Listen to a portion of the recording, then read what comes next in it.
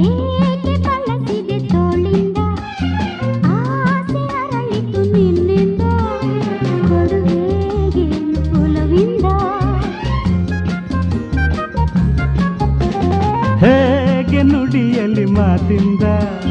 ಹೇಳಲಾಗದ ಆನಂದ ಒಡವೆ ತಾಳು ನನ್ನಿಂದ